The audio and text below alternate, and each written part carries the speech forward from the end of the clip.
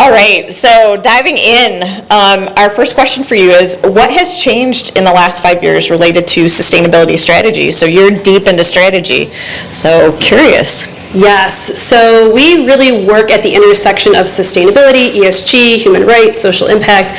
Think about those things as an intersectional lens. And I know this is not going to be shocking to all of you, but it has been a whirlwind of the last 5 years or so, 5 or 6 years, or if any of you have middle schoolers, I'll say 6, 7.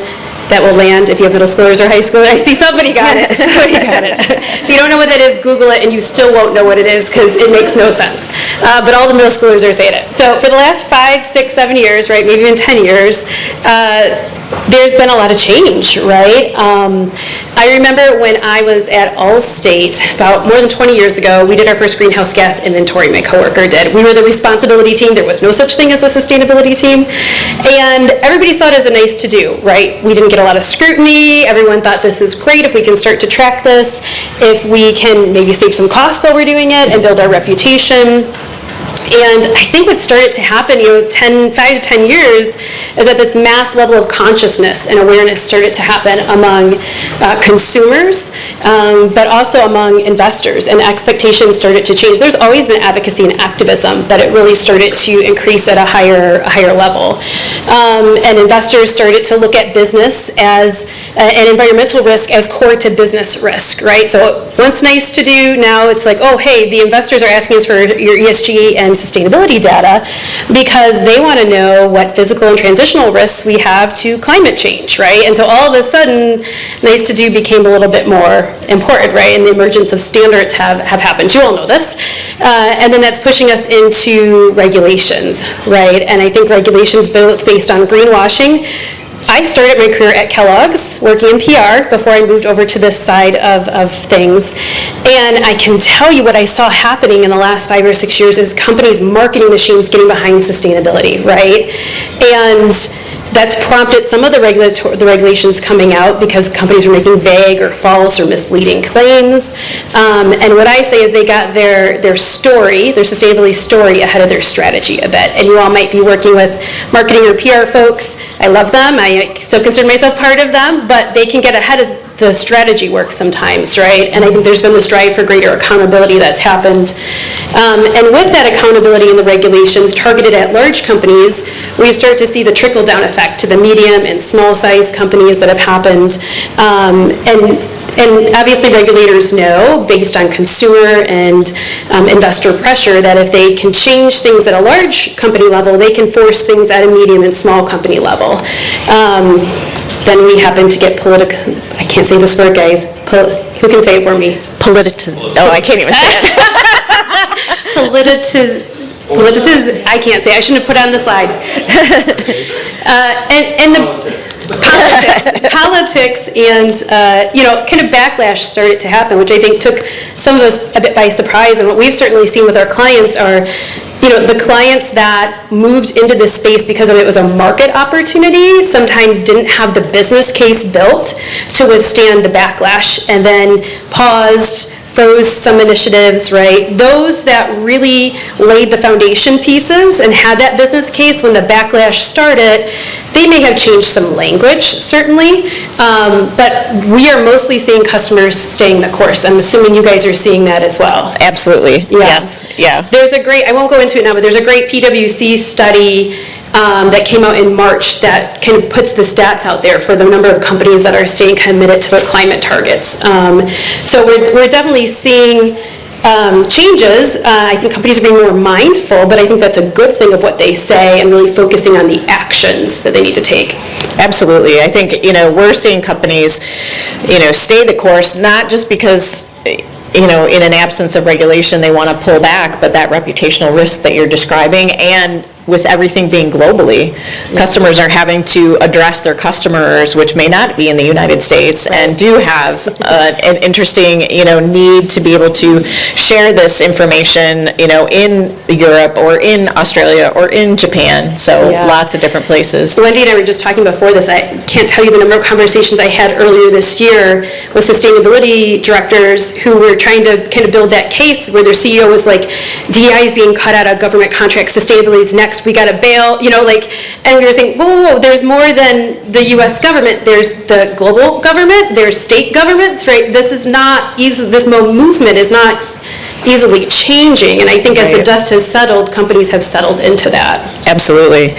So, talking about the landscape of what it looks like around sustainability, what does the reporting landscape look like now? How has that changed? Yeah, I think it is heavy. I think with some of the, regulations slimming down, right, with CSRD likely slimming down, with the SEC rule going away, it's a little less, but it's heavy, and I think, the next slide we have really shows kind of the landscape, and it doesn't have everything on there, right? It has a lot of stuff on there. It doesn't have LEED or WELL, but it's got a lot of stuff on there, right? And so if you think of yourselves at the center of that, it's a lot, right? To think about how do you do this effectively and efficiently. And, when we're on the left side here, of course, we've got the ESG ratings and indices that public companies sometimes are caring about. We have clients that are public and they don't care a lick about that, right? But some really care and are trying to improve those scores. We've got the global goals and principles and guidance. And then on the right-hand side is where I want to focus. And so you've got, various reporting frameworks and standards and laws and regulations, and there's an interoperability between these, right? So a lot of these regulations, were created looking at some of these core standards. And so one of the things that we always suggest is looking at the commonality across the standards. So first, understanding who your stakeholders are and who you're going to have to report to, and looking at the commonality across those standards and trying to build your plan across there. If you can go one more slide. So some of the experts on my team did this part of this slide, which really what they did was said, okay, looking at some of the large regulations, these are the kind of handful that a lot of companies are managing to. So if you can start to prioritize these and look at the commonalities across them, we have like a master spreadsheet with all of these and the commonalities across them, you can start to kind of more efficiently pick these off and time them. Yeah, absolutely. I know we deal a lot with the greenhouse gas protocol for our clients, and I know that intersects with GRI, and we've been connecting with you on TCFD because of the intersection as well. So it's interesting to see, and I think that's a unique space to be able to strategize around that and try and understand, do we have to apply and subscribe to all of these, or do we just, are there a few that we could pick and choose that could help us cover and address all of the requests that might be coming in from different standards, but we're only pursuing this one versus all five? Yeah, absolutely. Even EPR, as Matt had spoke about, right? The state-by-state regulations are all different, so looking at the commonality and then trying to right-size your approach. Obviously, you can't miss anything, but trying to find the commonality and work across that. Yeah, absolutely. So, you talk about shifting reporting frameworks and requirements. How do you see companies responding to this shift to the reporting requirements? Yeah, so there are a lot of ways you could slice this, right? But here's one way that we, think about it is really taking the time to do a regulatory scan and understand what you have now and what's coming in the next few years. And I know sometimes laws get proposed and they're 3 years out and then they get, repealed, right? And so it's a little bit of a moving target, but really to do that regulatory scan and look at your customer demands as well. So you might not have to comply with certain regulations, but your customers might be asking you in their tender forms or RFPs, right? So kind of get that all mapped out, assess the readiness, how ready are you to comply with those and where you have gaps, and prioritize closing those gaps, right? So that's a core area we see companies underestimating, is the amount of time they need to get ready. What we've often found, especially in manufacturers, is that data is very decentralized. We had one client that said, we have 34 manufacturing facilities. They had 36. They had forgotten they had acquired a business the previous year and didn't have them into their data stream, right? And so just there's an underestimation sometimes of that. Oh, we don't see that at all. And then, looking at identifying your material impacts, risks, and opportunities, once you've kind of got a more narrow list, looking at, how does having to comply with this regulation or this customer demand, what's the impact to our business or the risk or the opportunity that could be created?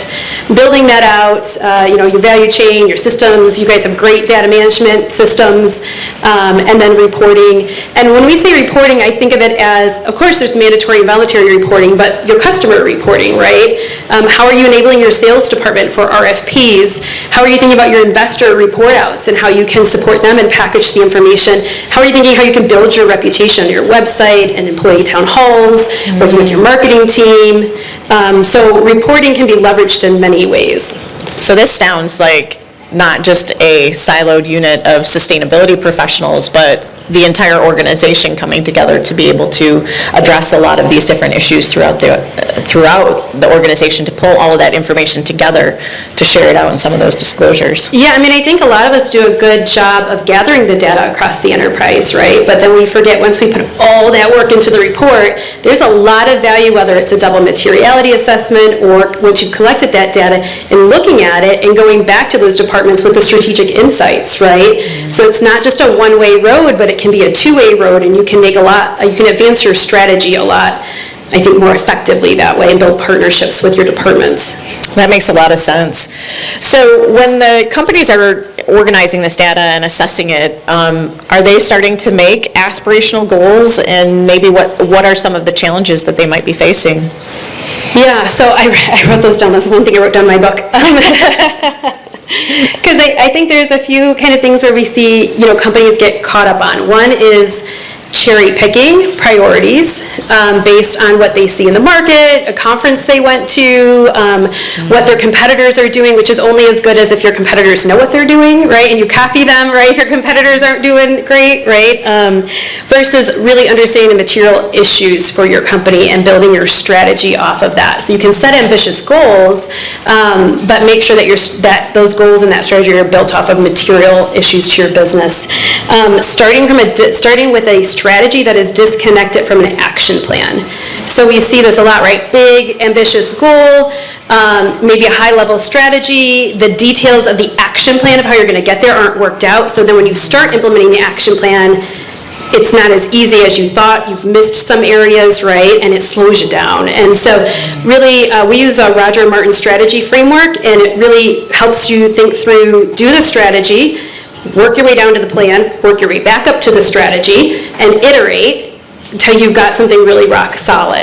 And then a business case, making sure that you've got a business case to back up your action plan, that you can justify the budget and the resources. Regulations help a lot with that, right, if you can point to regulations. And then lastly, I'll say a change management plan and comms plan. I think the soft side skills get underrepresented here. I think of myself as a social impact and comms person, but I spent 6 years running a sustainability business as well, so I like to think I have some sustainability skills at this point. I certainly have experts that have way more than me, but what I appreciate with hardcore sustainability people is your technical abilities, right? Your carbon accounting, but there's a lot of soft skills that go into this to drive change. And so we use this 4-part framework. There's a lot that's underneath each of these, right? But think about, who are the stakeholders you need to move? What do you need them to move? What do you need them to be aware of? What do they need to understand? How does it align to their function, their team, their job responsibility, or how do you need to realign it? And what actions do you need them to take over a series of years? So really that detailed thought to move the head and the heart. So you can have the technical action plan, but you've got to have the head and the heart change management plan with it. Oh, I love that. And it makes me think about some of the companies and the goals that I have seen companies make, like, a decade ago, and they were these big, bold, aspirational goals, but there was nothing tied to them. Like, they had no idea if they could attain the goal. They had no idea, like, what it would take to attain the goal. And so now we're seeing companies starting to build that strategy, and starting to identify and do actual internal audits to be able to assess and say, oh, our equipment uses X, Y, and Z amounts of energy, as an example. And, if we can, pull these specific levers, we can make these X reductions. And so they can actually now start tying it to specific impact over time. But we had, before that, we didn't see it. It was just this big, bold goal. Yeah, I think that's why we like working with Foresight, because you guys have such expertise in those areas as well, and we have a lot of strategy expertise, and together we can kind of cover the whole gamut from high all the way through an enterprise. Absolutely. Well, thank you, Corinne. Really appreciate your knowledge and your expertise.